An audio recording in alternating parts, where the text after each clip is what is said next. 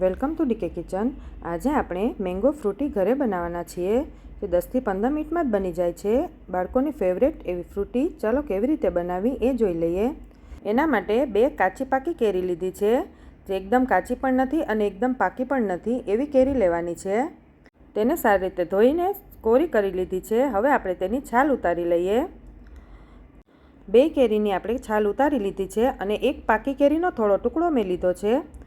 હવે આપણે તેના ઝીણા કટકા કરી લેવાના છે।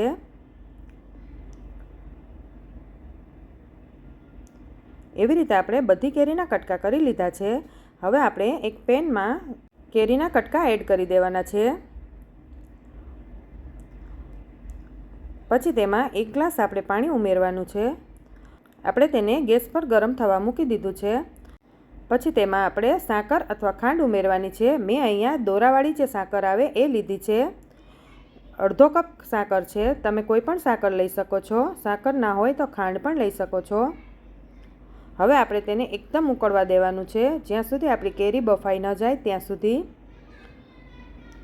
કેરી આપણી બફાઈ ગઈ છે તો આપણે તેને હવે એકદમ ઠંડુ થવા દેવાનું છે। ઠંડુ થઈ જાય એટલે આપણે તેને મિક્સર જારમાં ગ્રાઇન્ડ કરી લેવાનું છે। પછી તેને આપણે જ્યુસની ગળણીમાં ગાળી લેવાનું છે।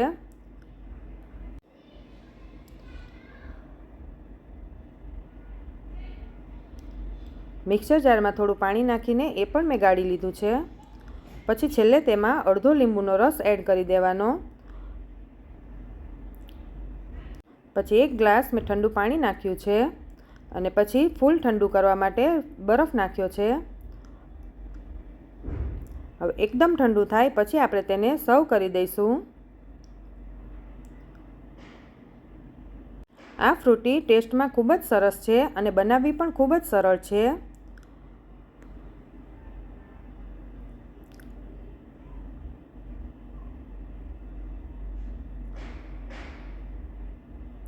આ ફ્રૂટીને તમે કાચની બોટલમાં ભરીને 1 મહિનો સુધી સ્ટોર પણ કરી શકો છો।